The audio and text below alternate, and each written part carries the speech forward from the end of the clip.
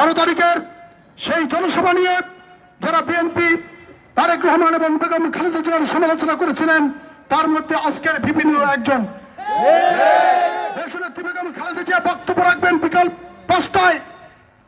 সে একই দিনে প্রেস ক্লাবে এই গণ অধিকারী নেতা বক্তব্য নিয়ে রেখেছেন যে এক ফ্যাসিস্টের কাছ থেকে ক্ষমতা নিয়ে আর এক ফ্যাসিস্টকে ক্ষমতা দেওয়ার জন্য ছাত্র সমাজ রক্ত দেয় নাই।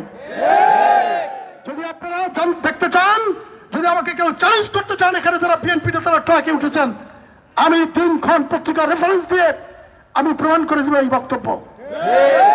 আজকে সোশ্যাল মিডিয়ায় ভাসছে বিএনপির হাতে স্টিয়ারিং দেওয়া যাবে না, বিএনপিকে বিশ্বাস করা যায় না। শুধু তাই নয়, আপনারা জানেন 5 তারিখের পরে এদের হাতে চর বিশ্বাসে বিএনপির নেতা কর্মীরা রক্তাক্ত হয়েছে এবং চর কাজলে ছাত্র দলের একজন নেতাকে এমন ভাবে পিটিয়েছে, ঢাকা মেডিকেলে তার কিডনির চিকিৎসা করতে আমাদের 84,000 টাকা খরচ হয়েছে, যেখানে মেডিকেল ফ্রি।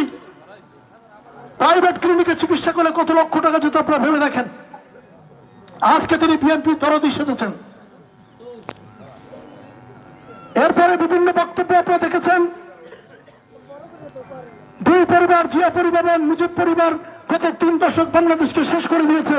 এখন বিএনপির বড় দরদি সেজেছে জিয়া পরিবার এবং তারেক রহমানের সবচেয়ে বড় ভক্ত সেজেছেন তিনি।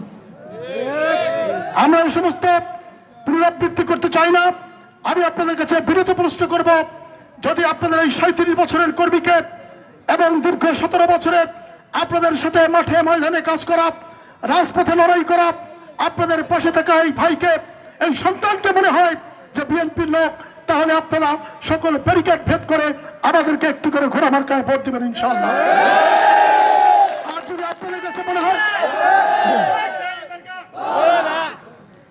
আপনাদের কাছে মনে হয় যে রাজনৈতিক জোটের পেরাজালে ফেলে এই সিট কোন অধিকারকে দেওয়া হয়েছে, যিনি বেগম খালেদা জিয়াকে ফ্যাসিস্ট বলেছেন, যিনি জিয়া পরিবার বাংলাদেশকে ধ্বংস করে বলেছেন, যিনি বিএনপি নেতাকর্মীদেরকে রক্তাক্ত করেছেন, তাদেরকে যদি আপনারা বিএনপির নেতা মনে করেন, তাহলে আপনি তাদেরকে ভোট দিয়েন, কিন্তু নিজের বিবেককে যাচাই করে ভোট দিয়েন, অন্ধের মতো ভোট দিয়েন না।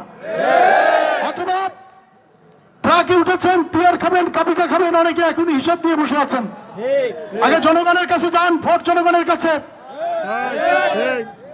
গতকাল দেখলাম একজন বক্তব্য রেখেছেন, তারেক রহমান থেকে বিএনপির দায়িত্ব দিয়েছেন, গায়ে পরে তিনি আওয়ামী লীগের দায়িত্ব নিয়েছেন।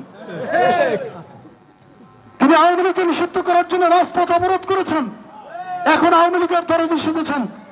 আমি বিগত কয়েকটি দিন আমি গলাচিপার প্রত্যেকটি জনপদে আওয়ামী লীগের নেতা কর্মীদের কাছে ভোট চেয়েছি।